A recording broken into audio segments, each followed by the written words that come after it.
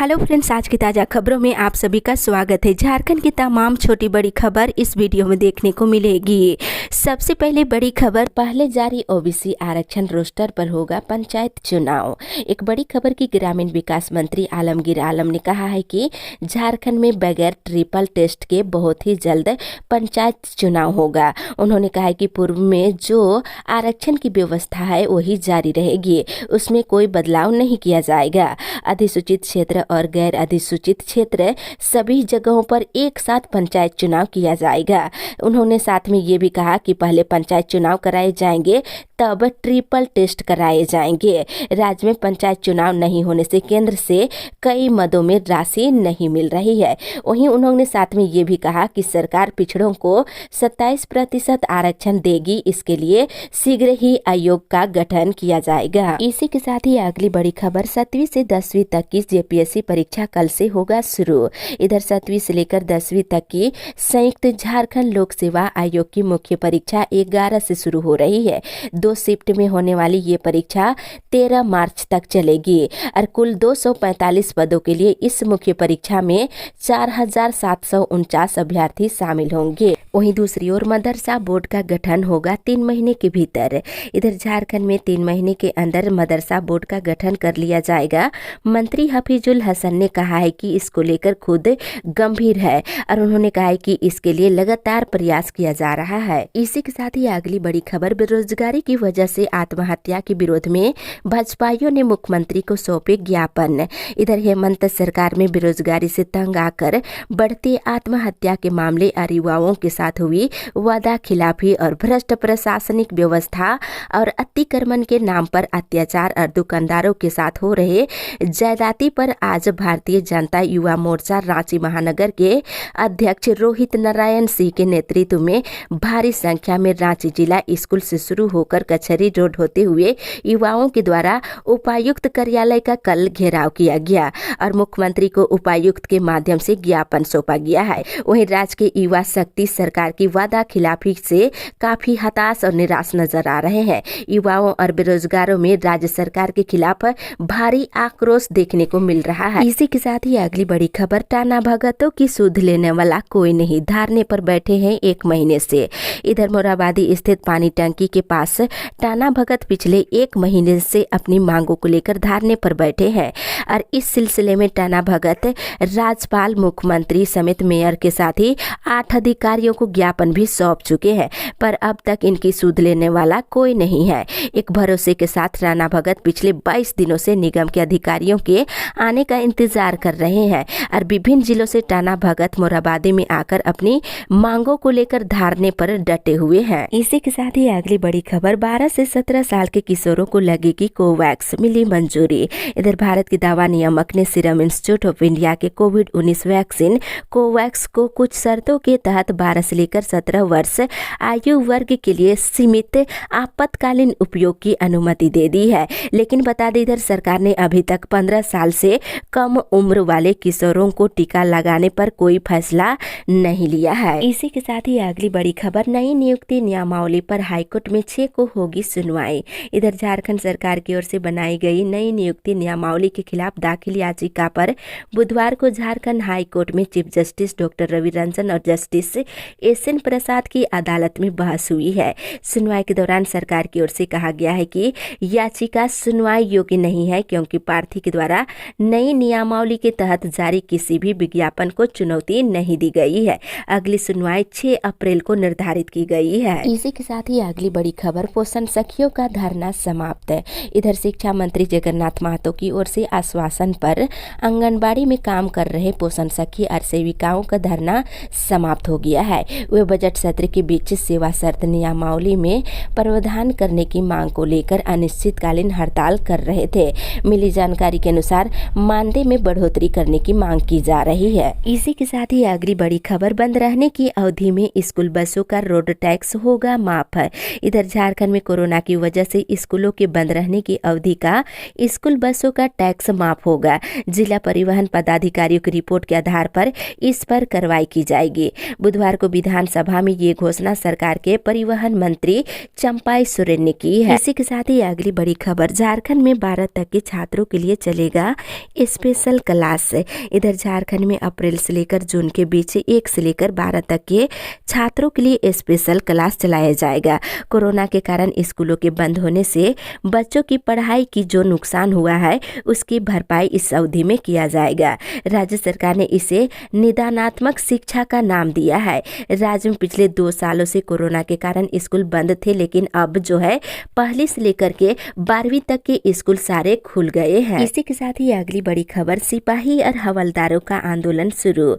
इधर Jharkhand police men's association से जुड़े लगभग 73,000 सिपाही हवलदारों ने अपनी विभिन्न मांगों को लेकर बुधवार से अपना आंदोलन शुरू कर दिए हैं। इस दौरान सिपाही हवलदार काला बिला लगाकर अपनी ड्यूटी कर रहे हैं। वहीं मिली जानकारी के अनुसार 7वें वेतनमान के अनुरूप वर्दी, राशन, धुलाई और विशेष कर्तव्य के साथ ही शिक्षण और प्रशिक्षण भाते लागू करने की मांग की जा रही है। इसी के साथ ही अगली बड़ी खबर, पंचायत से लेकर राज्य स्तर तक सरकार को घेरने की तैयारी कर रहा भाजपा।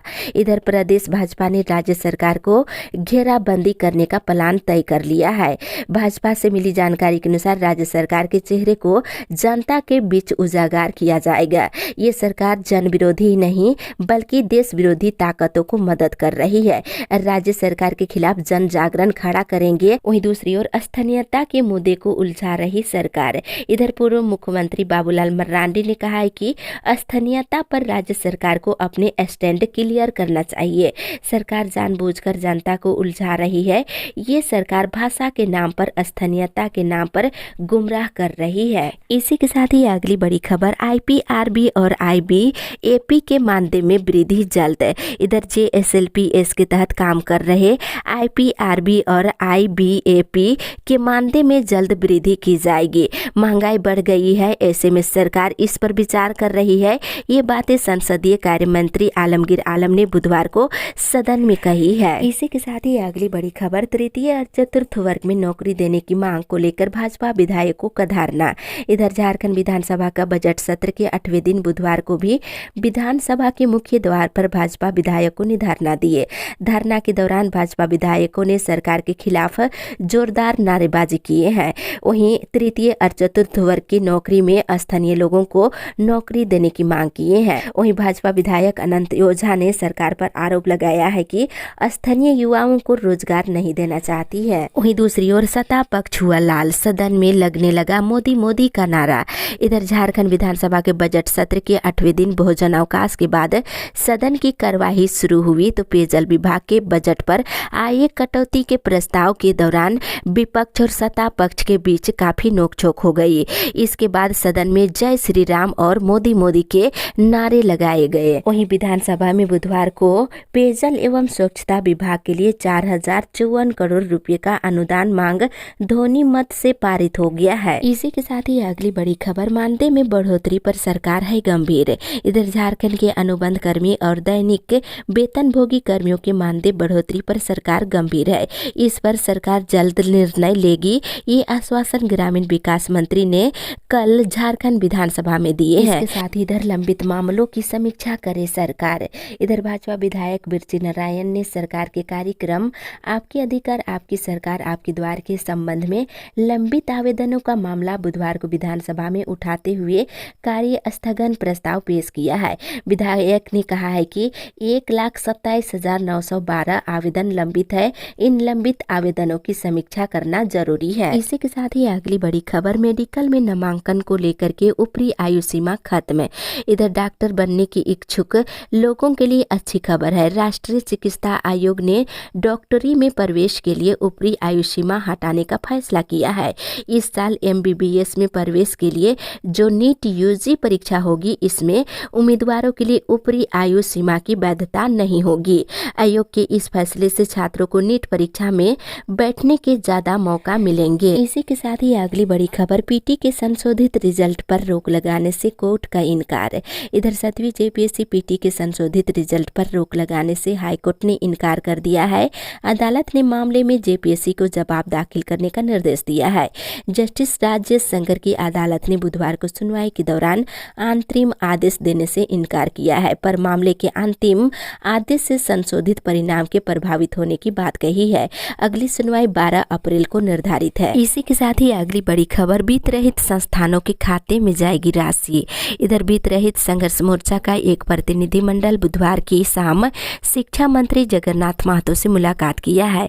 प्रतिनिधिमंडल ने स्कूल और कॉलेजों के अधिग्रहण और वित्तीय वर्ष 2021-22 के अनुदान की राशि पहले की भांति सीधे विभाग के संस्थानों के खाते में भेजने की मांग की। वहीं दूसरी ओर शारीरिक शिक्षकों की नियुक्ति पर हो विचार। इधर झारखंड प्रशिक्षित बेरोजगार शारीरिक शिक्षक संघ ने राज्य के सरकारी स्कूलों के लिए खेल सामग्रियों की खरीद का फैसला लेने के लिए सरकार पर नाराजगी जताई है। संघ ने कहा है कि सरकार को सबसे पहले स्कूलों में शिक्षकों की नियुक्ति की चिंता होनी चाहिए। इसी के साथ ही अगली बड़ी खबर, रांची में 2 राष्ट्रीय कुश्ती प्रतियोगिता। इधर रांची में फिर देश भर के महिला और पुरुष पहलवानों का जमवाड़ा देखने को मिलेगा। भारतीय कुश्ती एसोसिएशन ने झारखंड को एक साथ 2 राष्ट्रीय प्रतियोगिता की मेजबानी सौंपी है। दोनों ही टूर्नामेंट अगले महीने होंगे। पहले राष्ट्रीय अंडर 17 बालक बालिका सब जूनियर राष्ट्रीय कुश्ती प्रतियोगिता आयोजित होगी। इसके साथ ही 17 से लेकर 19 अप्रैल तक महिला पुरुष सीनियर कुश्ती आयोजित की जाएगी। इसी के साथ ही अगली बड़ी खबर, रांची में फिर से बढ़ने लगे हैं कोरोना के मरीज। इधर रांची में एक बार फिर से कोरोना के मामले बढ़ने लगे हैं। पिछले 2 दिनों में 145 मरीज मिले हैं। बुधवार को 70 नए मरीज मिले हैं। वहीं मंगलवार को 75 मामले सामने आए थे। कोरोना संक्रमित मरीजों के बढ़ते मामले के बीच ठीक होने वाले मरीजों की संख्या में भी कमी आ गई है। वहीं दूसरी तरफ 6 जेई के खिलाफ विभागीय कार्रवाई शुरू। इधर झारखंड उच्च न्यायालय भवन के निर्माण कार्य में बरती गई अनियमितता के लिए दोषी पाए गए सभी 6 कनीय अभियंताओं को उनके विरुद्ध प्राप्त प्रतिवेदन के आधार पर निलंबित करने के बाद अब विभागीय कार्रवाई शुरू कर दी गई है। इसी के साथ ही अगली बड़ी खबर, अब बिजली बिल भी जमा करेंगे डीलर। इधर राज्य के जन वितरण प्रणाली के दुकानदार राशन देने के साथ साथ अब जन्म मृत्यु प्रमाण पत्र, आधार कार्ड में सुधार, बिजली बिल, मोबाइल टीवी रिचार्ज और इस तरह के कई अन्य काम भी करेंगे। डीलरों को प्रज्ञा केंद्र सेवा प्रदाता के तौर पर आगे बढ़ाया जाएगा। खाद्य आपूर्ति विभाग डीलरों को सीएससी सेंटर में कन्वर्ट करना शुरू कर दिया है। इसके जरिए डीलरों की आय में बढ़ोतरी होगी। वहीं राज्य के 25,000 से अधिक डीलर अपना कमीशन बढ़ाने की मांग लंबे समय से कर रहे हैं। इसी के साथ ही अगली बड़ी खबर, अराजपत्रित महासंघ ने विधानसभा के सामने दिए धरना। इधर अराजपत्रित कर्मचारी महासंघ के द्वारा विधानसभा के समक्ष 1 दिवसीय धरना कार्यक्रम कल किया गया। संघ के सदस्यों ने अपनी मांगों को दोहराते हुए कहा है कि यदि सरकार मांग नहीं पूरी करती है तो आंदोलन को तेज किया जाएगा। मांगों में देखा जाए तो पुरानी पेंशन योजना फिर से लागू करने की मांग हो रही है। वहीं राज्यकर्मियों को केंद्रीय कर्मियों की तरह सुविधा देने, प्रोन्नति और नियमित करने की मांग की जा रही है। इसी के साथ ही अगली बड़ी खबर, सीबीएसई ने सीटेट का रिजल्ट किया जारी। इधर सीबीएसई ने बुधवार को सीटेट का परीक्षा परिणाम जारी कर दिया है। परीक्षार्थी आधिकारिक वेबसाइट www.ctet.nic.in पर जाकर के अपना रिजल्ट देख सकते हैं। वहीं दूसरी ओर सीबीएसई के विद्यार्थी अंग्रेजी के साथ सीखेंगे संस्कृत बोलना। इधर सीबीएसई स्कूलों के विद्यार्थी अब अंग्रेजी के साथ संस्कृत भी बोलना सीखेंगे। सीबीएसई ने 2022-23 के लिए नए शिक्षा सत्र से 9वीं और 10वीं कक्षा के विद्यार्थियों को अंग्रेजी और संस्कृत बोलना सिखाने का मास्टर प्लान तैयार किया है। इसी के साथ ही अगली बड़ी खबर, छात्रों की उपस्थिति होगी ऑनलाइन। इधर स्कूलों में मिड डे मील की शुरुआत कर दी गई है। इसके लिए अब शिक्षकों को बच्चों की उपस्थिति रोजाना ई विद्या विहिनी ऐप के माध्यम से अपलोड करने के निर्देश दिए हैं। बुधवार को झारखंड शिक्षा परियोजना रांची की समीक्षा बैठक में शिक्षकों को बताया गया है कि 2021-22 सत्र के जिन बच्चों का SDMIS डेटा अपडेट और वेरीफाइड नहीं है, पहले उन्हें उसका वेरिफिकेशन कराना होगा। इसी के साथ ही अगली बड़ी खबर, पहले 30,000 जमा करे फिर ले जाए एडमिट कार्ड। इधर BBMKU के अधीन प्राइवेट बीएड कॉलेज ऑल इकरा टीचर ट्रेनिंग कॉलेज ने बीएड छात्र छात्राओं को 30,000 रुपये जमा करने का फरमान जारी कर दिया है। कॉलेज कॉलेज ने पैसा जमा करने के लिए नोटिस भी जारी कर दिया है। मिले जानकारी के अनुसार पहले 30,000 जमा करने के साथ ही एडमिट कार्ड जारी करने जैसे फरमान जारी किए हैं। इसी के साथ ही अगली बड़ी खबर, होली के बाद 14 कॉलेजों को मिलेगा अनुदान की राशि। राजकीय विश्वविद्यालयों की अस्थायी संबद्धता प्राप्त वित्त रहित स्नातक कॉलेजों को वित्त रहित शिक्षा योजना के तहत मिलने वाली अनुदान राशि भुगतान को मंजूरी दे दी गई है। वैसे कॉलेज जिन्हें नैक से ग्रेडिंग मिल चुकी है उन्हें अनुदान की राशि का 100% भुगतान किया जाएगा और जिन कॉलेजों ने नैक से मान्यता नहीं ली है उन्हें 95% राशि का भुगतान किया जाएगा। और बोकारो के 8 और धनबाद के 6 संबद्ध कॉलेजों को राज्य सरकार की ओर से अनुदान की राशि दी जाएगी। इसी के साथ ही अगली बड़ी खबर, पुरानी पेंशन योजना लागू करने की मांग। झारखंड राज्य प्राथमिक शिक्षक संघ के जिला अध्यक्ष नीलकंठ मंडल और प्रधान सचिव आदित्य प्रसाद ने बुधवार को संयुक्त बयान जारी किया है। कहा है कि शिक्षकों के हितों को ध्यान में रखते हुए सरकार पुरानी पेंशन योजना जल्द लागू करे। वहीं दूसरी ओर बताते चले इधर कोयलरी शिक्षकों का प्रस्तावित धरना स्थगित। सीएमडी समीरन दत्ता के आश्वासन के बाद कोयलरी शिक्षकों ने 10 मार्च से प्रस्तावित सत्याग्रह आंदोलन स्थगित कर दिए हैं। इसी के साथ ही अगली बड़ी खबर, अब गोड्डा तक आएगी दुमका रांची इंटरसिटी। अब गोड्डा से रांची के लिए सीधी ट्रेन की सौगात मिलने जा रही है। अब दुमका से शाम में रांची के लिए खुलने वाली ट्रेन का विस्तार गोड्डा तक किया जा रहा है। रेल मंत्रालय ने इसकी स्वीकृति प्रदान कर दी है। दूसरी ओर धान खरीद में गोड्डा का बढ़ाया गया लक्ष्य। इधर राज्य सरकार ने गोड्डा जिले में धान क्रय का लक्ष्य पहले 1 लाख क्विंटल निर्धारित किया था, अब लक्ष्य बढ़ा दिया गया है। बताते चले कि जिले में मार्च महीने तक 1.5 लाख क्विंटल धान खरीदने का लक्ष्य निर्धारित किया गया है और अब तक 98,000 क्विंटल धान की खरीद हुई है। इसी के साथ ही अगली बड़ी खबर, शिक्षकों और कर्मियों के बकाये भुगतान का रास्ता साफ है।